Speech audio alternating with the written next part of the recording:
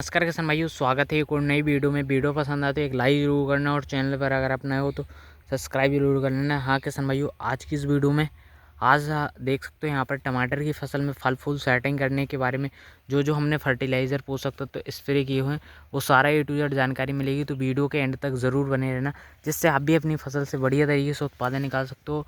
फलों की साइज़, फलों की क्वालिटी और चमक भी बढ़ा सकते हो। ज़्यादा से ज़्यादा फलों की संख्या को सेट कर सकते हो।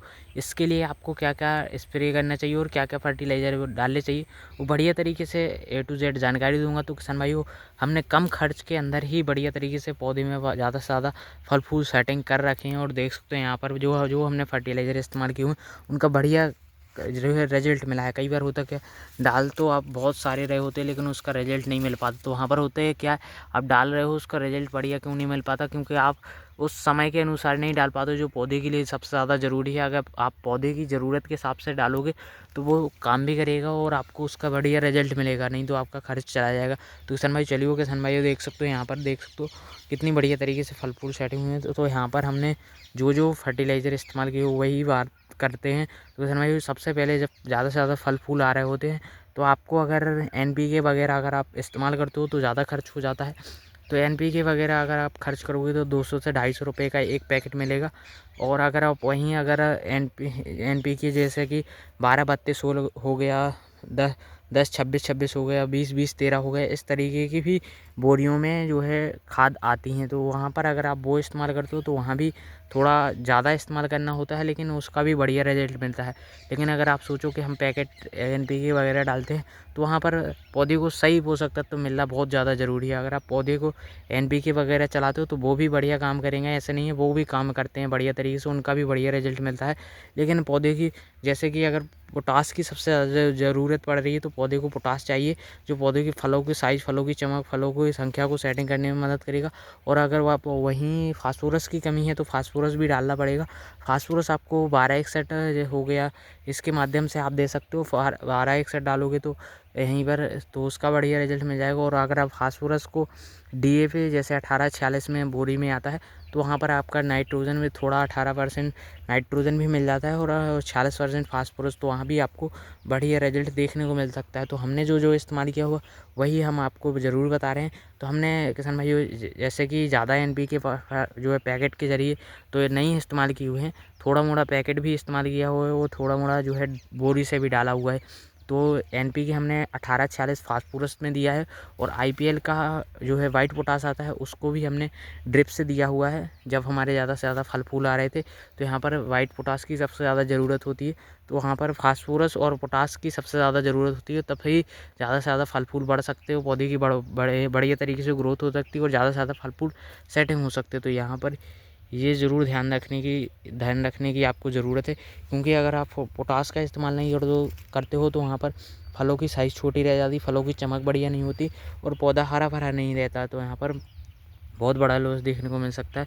तो यहाँ पर पोटास सबसे ज़्यादा पौधे के लिए मुख्य पोषक तत्व है, आपको ये ज़रूर देना ही देना चाहिए, जिससे फलों की साइज़, फलों की संख्या ज़्यादा से ज़्यादा बढ़ती है और सेटिंग भी होती है। देख सकते हैं यहाँ पर पूरा का पूरा पौधे बता रहा हूँ।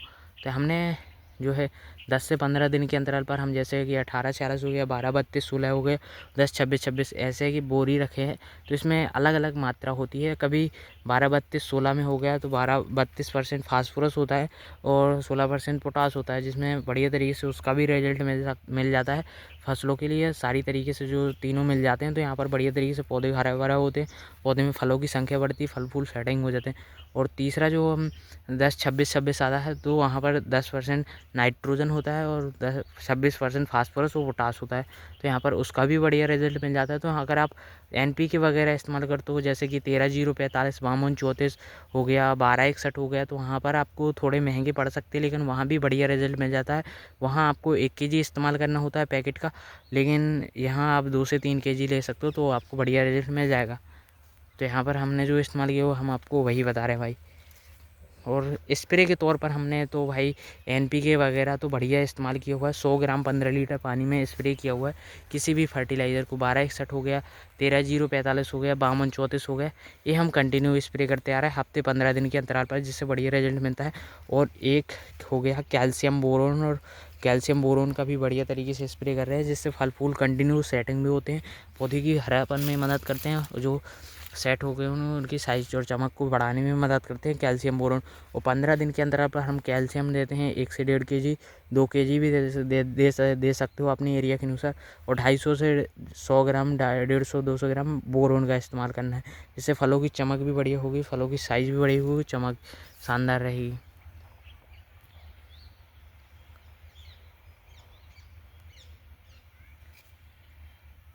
तो देख सकते हो इस तरीके से अभी छोटे छोटे फल हैं और बड़े भी फल हो चुके, और साइड भी बढ़िया तरीके से अभी कंटिन्यू जो फूल आना स्टार्ट हो रहे हैं, अभी तक कंटिन्यू फल फूल आ रहे हैं और सेटिंग भी बढ़िया तरीके से हो रहे हैं।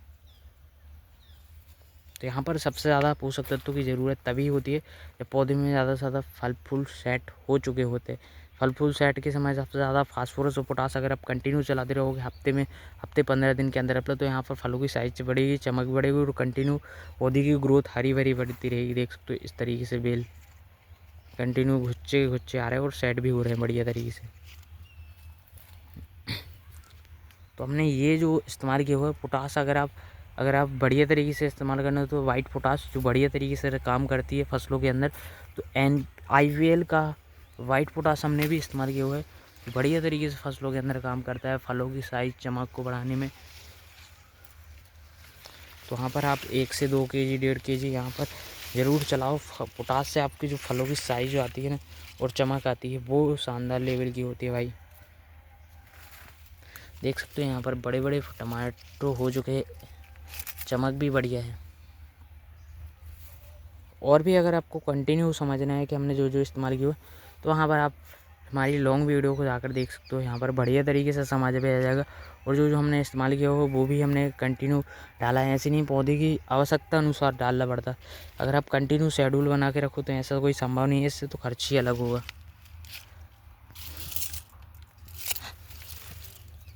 देखो बढ़िया तरीके से फल फूल आ रहे हैं बस।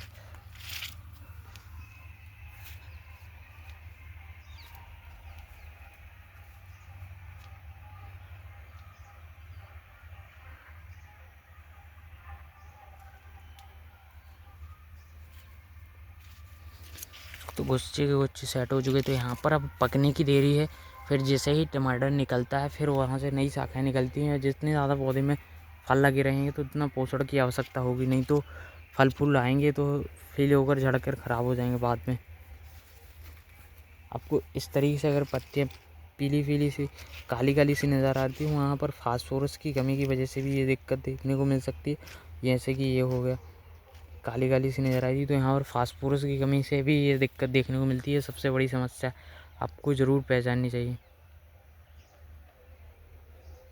तो किसान भाई ये ज़रूर गलतियाँ पहचानो अपनी खेत में। यहाँ पर फास्फोरस का बहुत बड़ा महत्व होता है। तो अगर आप 1-1 kg में इस्तेमाल करते हो तो वहाँ पर ज़्यादा खर्च हो जाता है 1261 के ज़रिए। और तो यहाँ पर अगर आप 1840 का DAP डाल दो तो बढ़िया रिजल्ट भी मिल जाएगा, काम भी बढ़िया करेगा, एक नंबर। तो 1840 डाल सकते हो। इसके बाद 12-32-16 जैसे कि मैंने बताया भाई, देख सकते हो।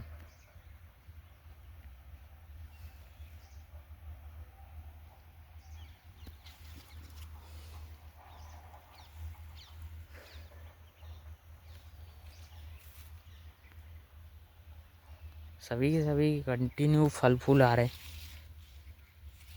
इस तरीके के गुच्छे बनते तो भाई उत्पादन बढ़िया निकलता है, देख सकते हो।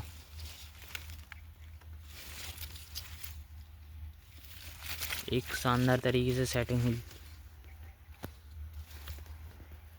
ये देखा तो भाई।